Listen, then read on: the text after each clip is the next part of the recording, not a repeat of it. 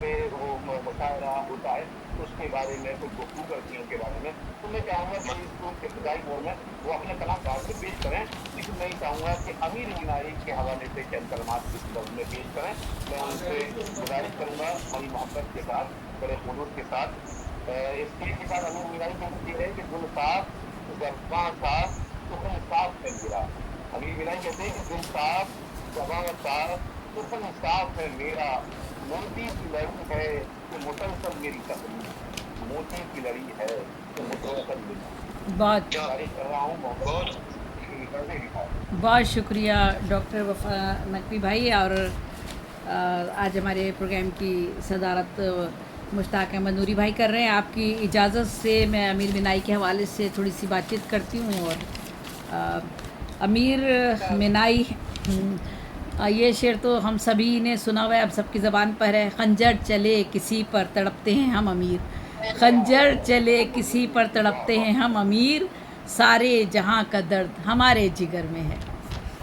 और ये तो ज़बान ज़दाम शेर है। फिर आप कहते हैं हुए नामवर बेनिशां कैसे कैसे, हुए नामवर बेनिशां कैसे कैसे, ज़मी खा गई आसमां कैसे कैसे।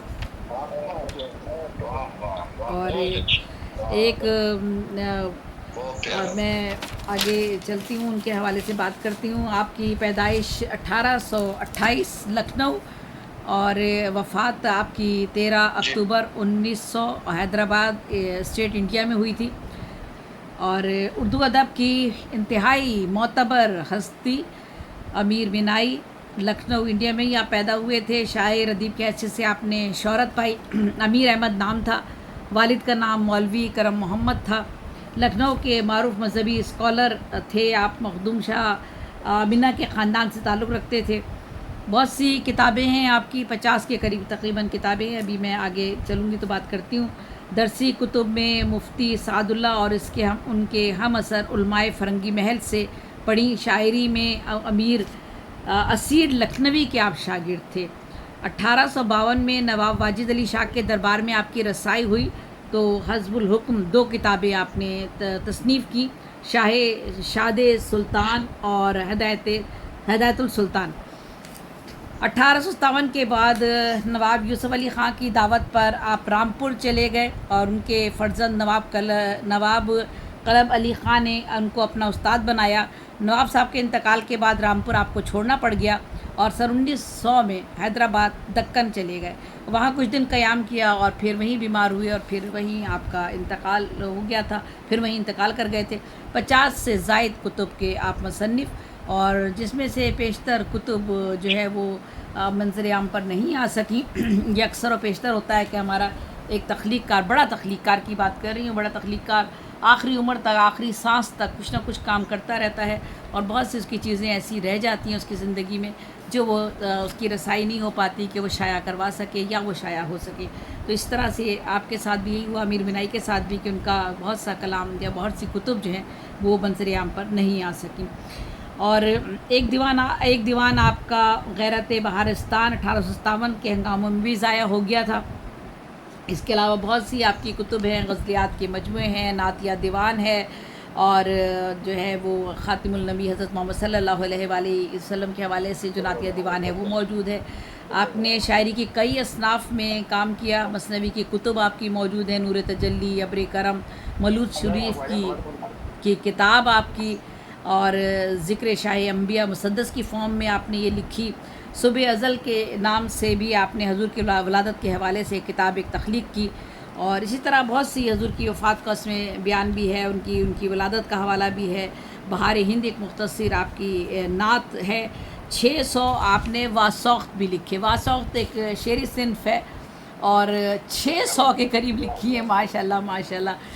वासौख्त जो है वो शेरी सिन्फ़ ये है कि उसमें महबूब जो है वो जली कटी अपने महबूब, यानी ये कह रही थी आशिक अपने महबूब को जली कटी सुनाता है। ये एक ऐसी सिन्फ़ है जिसमें उसमें शिकवे शिकायतें वो करता है। तो माशाल्लाह माशाल्लाह उन्होंने 600 के करीब वासौख्त लिखी है। माशाल्लाह माशाल्लाह। इस सिन्फ़ में मतलब उनको कमाल हासिल था।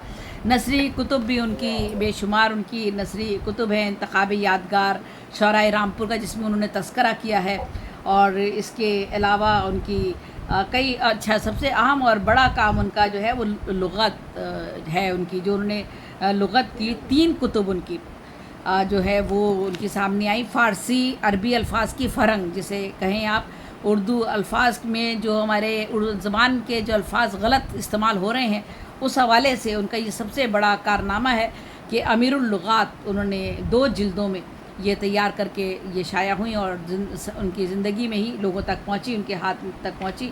آپ کہتے ہیں، آپ کا ایک شعر میں پڑھنا چاہوں گی، نام کا نام تخلص کا تخلص ہے امیر، نام کا نام تخلص کا تخلص ہے امیر، ایک یہ وصف خدا داد میرے نام میں ہے۔ امیر تو ان کا نام ہے نا، تو وہ کہہ رہے ہیں کہ ایک تو نام بھی ہے، تخلص بھی ہے۔ بہت خوبصورتی سے کتنی اچھی انہوں نے بات کہی ہے نام کا نام تخلص کا تخلص ہے امیر، ایک یہ وصف خدا داد میرے نام میں ہے۔ یہ اللہ تعالیٰ نے وصف میرے اس میں رکھا ہے۔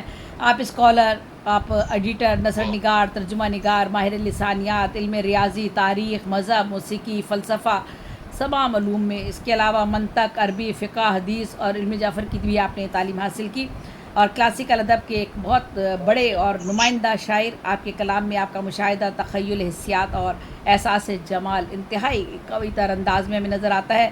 زبان کی ساخت اور فکر کا حوالہ اور اسلوبیات کا معیار پختہ اور ابلاغ جو ہے بہت سہل ہے، معمولی سی بات کو بہت ہزارہا پہلوؤں سے آپ سامنے لے کر آتے ہیں۔ آپ کہتے ہیں، آ گیا اس کا تصور تو پکارا یہ شوق، آ گیا اس کا تصور تو پکارا یہ شوق، دل میں جم جائے الہی یہ خیال اچھا ہے۔ اور آپ کی شاعری کا محور اور منبع جو ہے وہ انسانی زندگی ہے۔ ہم سب کی زیادہ تر شعراء کا یا لکھاری جو ہوتا ہے وہ اپنی انسانی زندگی سے ہی اقتباس کرتا ہے، انہی مشاہدات اور تجربات کو اپنی زندگی کا حصہ اور تخلیقات کا حصہ بناتا ہے۔ تو آپ کی شاعری کا منبع بھی جو ہے انسانی زندگی ہے، اور حسن عشق کے معاملات سے زندگی کے مسائل تک آپ نے توازن اور توانائی کے ساتھ داخلی اور خارجی حیثیت کے احساس سے شدت کو بڑے شاعرانہ وجدان اور جذبات کے سیر انگیزی کے ساتھ ابھارا ہے۔ آپ کے کلام میں تغزل ہے، نرمی ہے، حسن جاوداں کیا کہنا چاہیے، ایسا نظر آتا ہے۔ آپ کہتے ہیں، وصل کا دن اور اتنا مختصر، وصل کا دن اور اتنا مختصر، دن گنے جاتے تھے اس دن کے لیے۔ بڑا مشہور شعر ہے یہ بھی آپ کا، وصل کا دن اور اتنا مختصر، دن گنے جاتے تھے اس دن کے لیے۔ تو یہ ایمائی کیفیات کا جو حسن ہے، ذوق جمالیات ہے، اس کا جو باغ پن ہے، محاوراتی، استعاراتی اور شعری نزاکتوں کا جو سلیقہ آپ کے تخلیقی اعلانات میں نظر آتا ہے، یہ امیر مینائی کا حصہ ہے۔ آپ کے شعری اظہار کا جو آہنگ ہے وہ آپ کی ذات سے ہم آہنگ ہے، جو کہ درویشانہ، مفکرانہ، صوفیانہ، جذبے کی پاکیزگی اور احساس کی طہارت آپ کے کلام میں ہمیں جا بجا نظر آتی ہے۔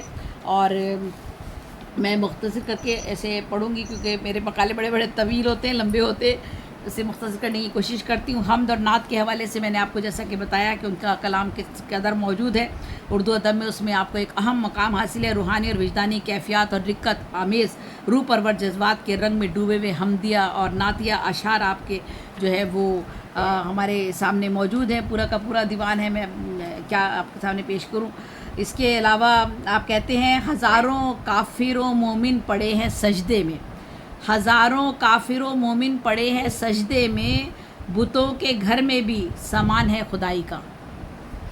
ہزاروں کافر و مومن پڑے ہیں سجدے میں، ہزاروں کافر و مومن پڑے ہیں سجدے میں، بتوں کے گھر میں بھی سامان ہے خدائی کا۔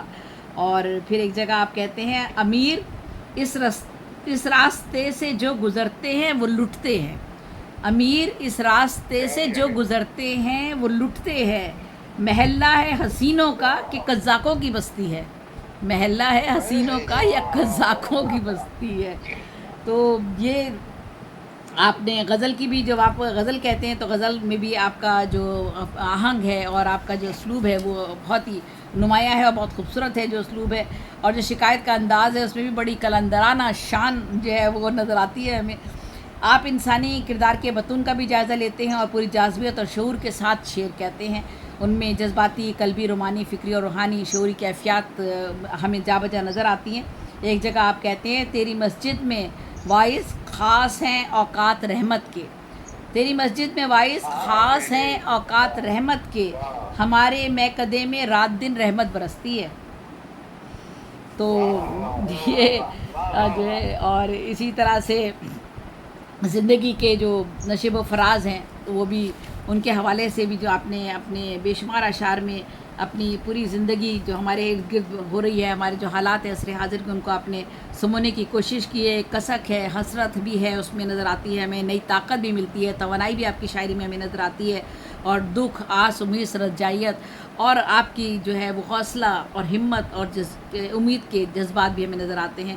ایک جگہ آپ کہتے ہیں اے ضبط دیکھ عشق کی ان کو خبر نہ ہو، اے ضبط دیکھ عشق کی ان کو خبر نہ ہو، دل میں ہزار درد اٹھے آنکھ تر نہ ہو.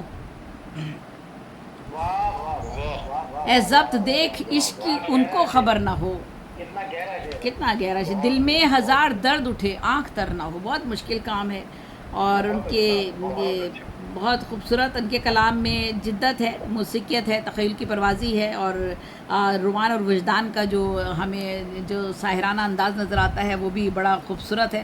ایک جگہ آپ کہتے ہیں گاہے گاہے کی ملاقات ہی اچھی ہے امیر، گاہے گاہے کی ملاقات ہی اچھی ہے امیر، قدر کھو دیتا ہے ہر روز کا آنا جانا، ہر روز کا آنا جانا. گاہے گاہے کی ملاقات ہی اچھی ہے امیر، قدر کھو دیتا ہے ہر روز کا آنا جانا. اور امیر منائی جو ہے ان سے بے شمار ان کی اشعار ہے جن کا ہم ذکر کر سکتے ہیں، لیکن بس میں مختصر کرتے ہوئے آگے بڑھتی ہوں. ایک جگہ ایک شعر اور پڑھتی ہوں. کہتے ہیں کہ ایک پھول ہے گلاب کا آج ان کے ہاتھ میں، ایک پھول ہے گلاب کا آج ان کے ہاتھ میں، دھڑکا مجھے یہ ہے کہ کسی کا جگر نہ ہو.